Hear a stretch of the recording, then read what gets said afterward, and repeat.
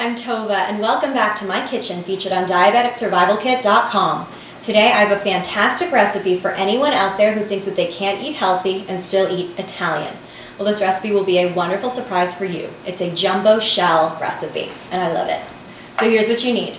12 jumbo shells, 12 ounces of 95% lean ground beef, a tablespoon of olive oil, 1.5 cups of chopped mushrooms, the nearest thing you can get to a 14.5 ounce can of diced tomatoes undrained. These are whole tomatoes. We are going to dice them and use the liquid as needed. You'll see what I mean when we get there. 1 cup of chopped onion, 4 garlic cloves chopped, 1/2 cup of shredded or grated carrot, whichever works for you, 1 medium tomato chopped, 1 cup of shredded cheese. This one's reduced fat Italian blend. 1/4 cup of chopped celery, 1/2 teaspoon of Italian seasonings. You also need a baking sheet coated with cooking spray, a nonstick skillet, a pot for cooking the pasta, a wooden spoon, an oven preheated to 350, and a blender. So let's get started. The first thing we're going to do is get our pasta a-cooking. So pop it in. And this is going to cook about 9 minutes because it's pre-bake, and meanwhile you can start your meat. The meat is going into the skillet all by itself, and I'm going to use the wooden spoon to break it up as it cooks. Just a few minutes until this is browned. So as you can see, our meat is browned. It's been about 4.5 minutes, so we're going to turn off our heat, and then we're going to remove this, drain the fat, and set it aside. Our noodles still have about 5 minutes left. After draining the fat of your meat, you put it on a plate and set it aside, and then we're going to start our sauce. So you can even use the same skillet that you use for the meat if you want, just wash it first, and we're going to add the oil, and then the rest of the ingredients except for the tomatoes. So the mushrooms, the onion and garlic, the carrot and celery. And you're saying, Tova, carrots don't belong in tomato sauce. It's the totally wrong flavor profile. Here's a secret about carrots. They add sweetness to a dish, and we're going to blend this all up with some tomatoes, so it's going to make the tomato sauce a little sweeter without adding the same kind of carbohydrates that sugar will. So we're going to saute this for a little bit.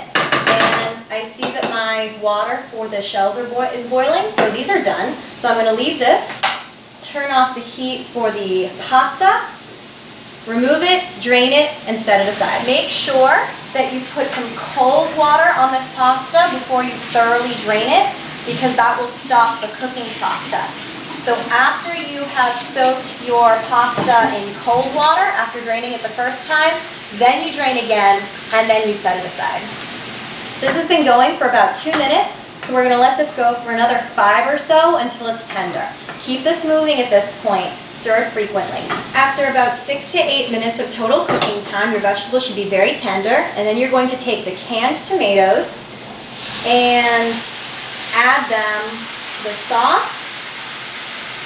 Stir frequently for about a minute. What I did was I couldn't find the specified can, so I took whole peeled tomatoes and just measured in here 14.5 ounces with a combination of the tomato and the liquid that's in them. And I think since we're going to blend it, it'll come out the same. It's starting to smell really amazing in here. I'm so excited to eat this dish. After 1 to 2 minutes have gone by, you remove from heat, allow it to cool slightly, and then spoon it into the blender. It's going to be a great sauce in a few minutes. Once your sauce-to-be is in the blender, you pulse and blend until it's nearly smooth.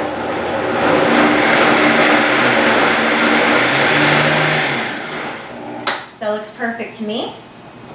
And then we're going to take 3/4 cup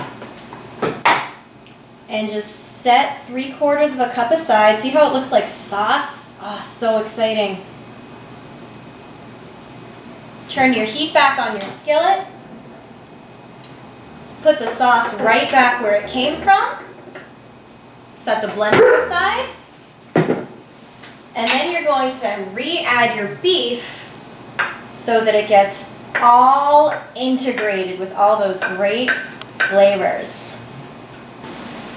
As you're integrating your tomato mixture with the meat, you can feel free to add about half a teaspoon of Italian seasonings. You can also, if you like a kick, you can add some white pepper, whatever your taste is. Just make sure that if it has sodium in it, that you're factoring that into your meal planning for the day.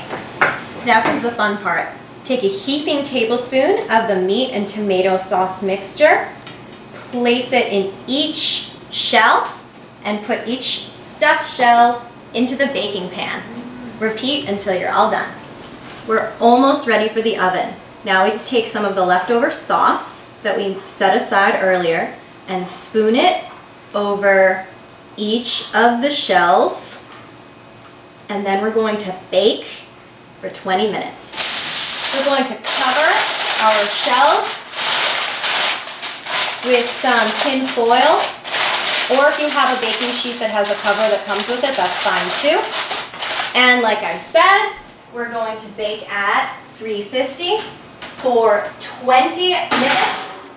And then there's just one more easy step before we eat.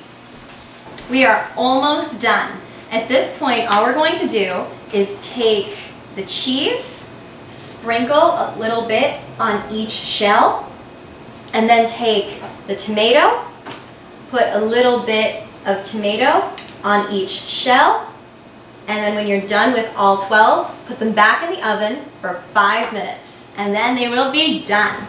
Diabetic Survival Kit presents this recipe proudly in partnership with favehealthyrecipes.com. And there you have it, an easy, hearty Italian dish that will have the whole family saying bravissimo. So here's what you need to know about the nutrition facts. A serving size for this dish is 2 of the stuffed shells, and each group of 2 shells contains the following: 310 calories, 33 grams of carbohydrates, but 6 of those are fiber, so that's 27 grams of net absorbable carbohydrates per serving, 9 grams of total fat, about half of which is unsaturated, and 24 grams of protein. I very much hope that you've enjoyed watching this Italian dish from Tova's kitchen. From my kitchen to yours, here's to a happier and healthier you. Bye!